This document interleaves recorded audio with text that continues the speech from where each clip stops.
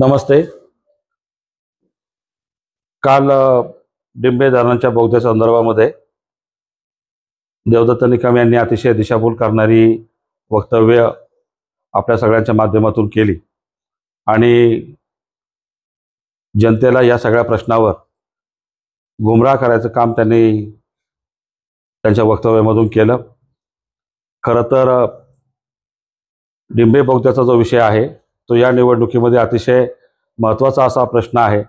गेल्या अनेक दिवसांमध्ये घडलेल्या घडामोडींमध्ये, राजकीय घडामोडींमध्ये या मुद्द्याचा महत्त्वाचा भूमिका त्या ठिकाणी आहे. आणि असं असताना नामदार दिलीपरावजी वळसे पाटील यांनी या संदर्भातली आपली भूमिका वेळोवेळी आपल्या सर्वांच्या माध्यमातून, त्याचप्रमाणे जाहीर सभांमधून देखील त्या ठिकाणी आपली भूमिका सांगितलेली आहे. बोगद्याची संदर्भातली सर्व पार्श्वभूमी आपल्या सर्वांना माहिती आहे. अतिरिक्त पाणी घेऊन जाण्यासाठी परवानगी असणारं किंवा संमती असणारं पत्र हे ती मंडळी त्या ठिकाणी दाखवतात, परंतु त्याच्यानंतर बोगद्याचं पातळी ज्यावेळेला त्या ठिकाणी खाली करण्याचा प्रयत्न झाला गेला आणि आपलं धरणातून अतिरिक्त पाण्याच्या ऐवजी सर्वच पाणी घेऊन जाण्याच्या संदर्भातला जेव्हा प्रयत्न झाला गेला तेव्हा साहेबांनी त्या भूमिकेला विरोध केला आणि ती विरोध करण्याची 3-3, 4-4 पत्र असताना देखील जुनं एक 18 सालचं पत्र हे अतिरिक्त पाणी घेऊन जाण्यासंदर्भातलं होतं ते दाखवून जनतेची दिशाभूल करण्याचा प्रयत्न त्या ठिकाणी करतायत.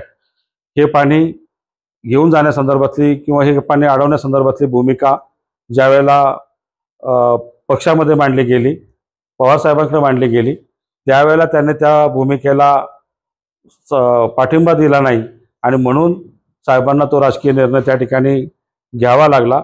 आणि तो राजकीय निर्णय घेताना या तालुक्यातील, त्याचप्रमाणे शेजारच्या तालुक्यातील देखील जवळपास 1,00,000 हेक्टरवर 1,00,000 एकरवर अवलंबून असणाऱ्या शेतकऱ्यांच्या जीवनमानाचा हा प्रश्न होता.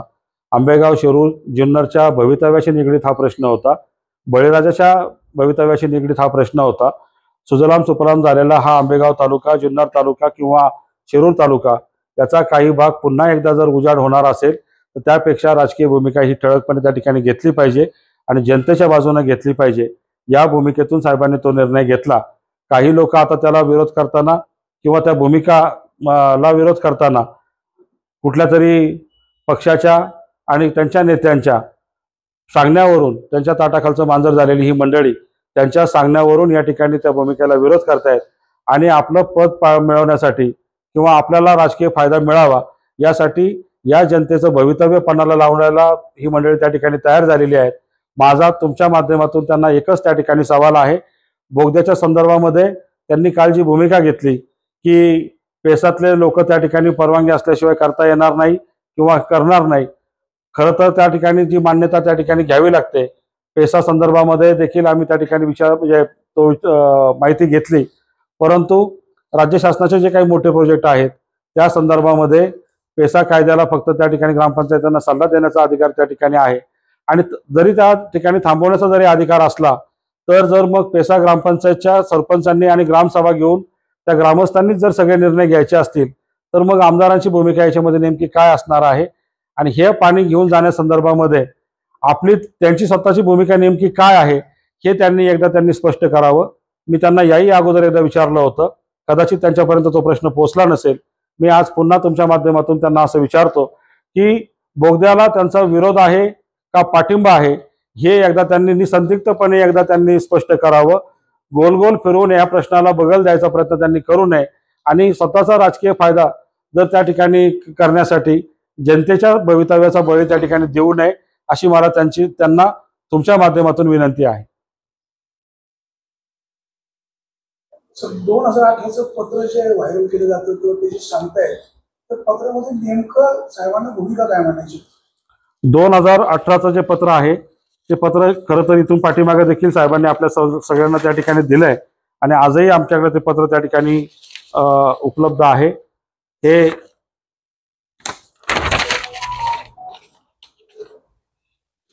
ती जी भूमिका होती त्याच्यामध्ये अतिरिक्त पाणी घेऊन जाण्याला परवानगी किंवा संमती अशा स्वरूपाची ती भूमिका होती.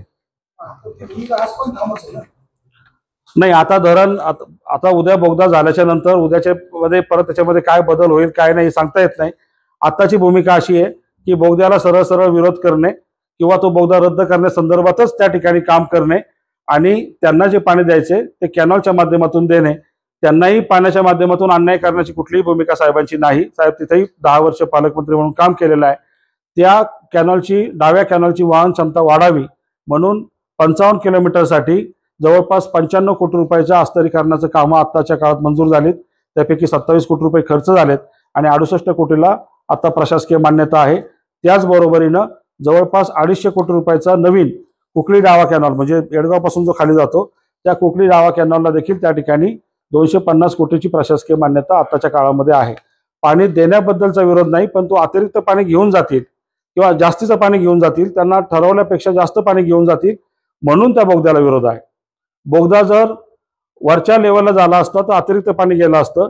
त्यांची मागणी किंवा त्यांचा हट्ट हा खालच्या लेवलला जर तळाच्या लेवलला जर करण्याचा जर हट्ट असेल तर उद्याच्या काळात पाण्यावर आपलं नियंत्रण राहणार नाही. दोन विषय वेगळे आहेत. तुम्ही 18 सालचा जो प्रश्न विचारला होता त्याच्यामधलं जे पत्र आहे त्याच्यामध्ये सरळ सरळ लिहिलेलं आहे की अतिरिक्त पाणी घेऊन जायचं असेल तर त्याचा समावेश त्याच्यामध्ये असावा, अशा स्वरूपाचं हे 18 सालचं पत्र आहे. तर पत्राशी आपण ठाम आहे की आता पाणी न्यायलाच परवानगी नाही, जे काय असेल ते नियमात बोगद्याला विरोध. पाणी आत्ताही चालूच आहे, पाणी बंद केलेलं नाही. पाणी नेण्याला विरोध नाही, बोगद्याला विरोध आहे. आणि त्यांना जे पाणी त्यांच्या वाट्याचं जे पाणी आहे, पाणी वाटप हे आधीच झालेलं आहे. ते पाणी वाटप त्यांना जे द्यायचं आहे ते कॅनॉलच्या मार्गाने जाईल. 18 पत्राचा इश्यू करतात तेव्हा देवदत्त सोबत पण होते ना. हो, तेव्हा त्यांच्या लक्षात आलेलं नाही विषय.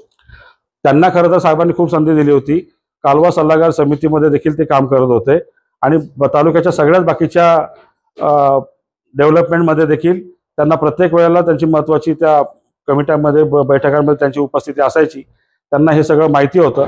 त्यांची त्यावेळची भूमिका ही तेव्हा देखील पदासाठी होती आणि आत्ताची भूमिका आहे ही पण देखील त्यासाठी पदासाठीच आहे. 2018चं पत्र जे व्हायरल करतात, तुम्ही जी पत्र दिली आहे ती पत्र तुम्ही जाहीर करता? ही पत्र आता याच्यामध्ये आहेत, ही त्याच्या कॉपीज तुम्हाला आम्ही काढून देतो. बोगद्याला विरोध असणारी 4 पत्र आहेत. 21ला आहे, 22ला आहे, 23ला आहे आणि 18चं जे पत्र आहे त्याच्यामधलं एकच वाक्य तुम्हाला फक्त मी वाचून दाखवतो. कुकडी प्रकल्पाच्या धरणांतर्गत असलेल्या डिंबे माणिकडोह बोगद्याबाबत महाराष्ट्र कृष्णा खोरे विकास महामंडळाच्या नियामक मंडळाने दिनांक 16/5/2006 रोजीचा ठराव क्रमांक 44/5 नुसार डिंबे धरणातील 2.9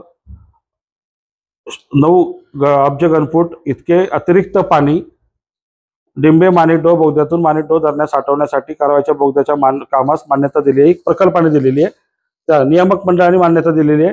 त्याचा समावेश व्हावा अशा स्वरूपाचं हे पत्र आहे. पण हे पत्र अतिरिक्त पाण्याबद्दलचं आहे. याचीच तोडमोड करून त्या ठिकाणी ती दिशाभूल केली जाते. ओव्हरफ्लोचं पाणी नेण्यासंदर्भातलं हे मान्यता होती. आता डिंबे धरण 13 टीएमसी भरते, वरती जास्त पाणी 4 ते 5 टीएमसी असतं.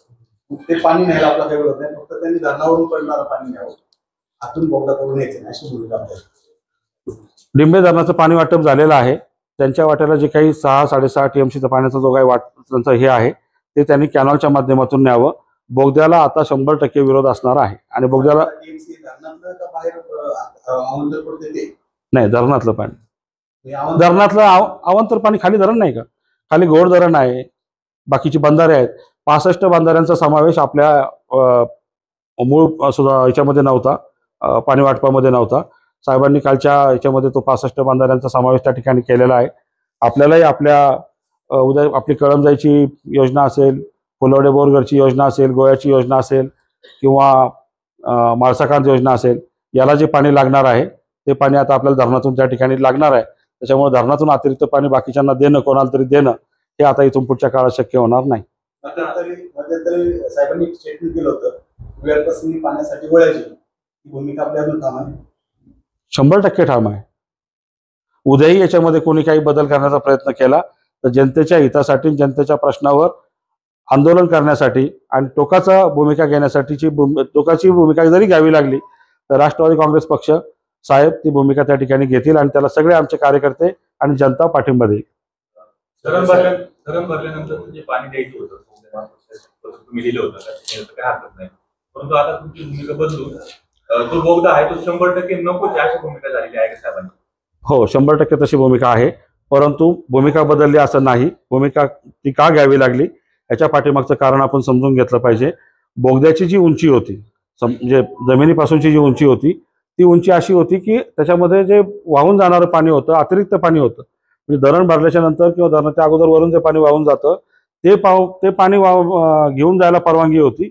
आता त्यांचं म्हणणं आहे की जो बोगदा करायचा आहे तो तळाशी करायचा आहे. जमिनीपासून 1 मीटर अंतरावर त्या ठिकाणी तो बोगदा त्या ठिकाणी करायचा आहे. अशा परिस्थितीमध्ये उद्या किती पाणी नेतील याची काही गॅरंटी नाही. उद्या पुन्हा जर अतिरिक्त पाणी येण्यासाठी वरती म्हणजे पाणी पातळीच्या वरती अतिरिक्त पाण्यासाठी बोगदा करायचा प्रस्ताव जर आला तेव्हा तुमची भूमिका साहेबांची? नाही, आता जर पाण्याच्या वहन क्षमता जर ह्या कॅनलची वाढली, एवढा खर्च केल्यानं जर वहन क्षमता वाढली तर बोगद्याची गरज आवश्यकता त्या ठिकाणी राहणार नाही.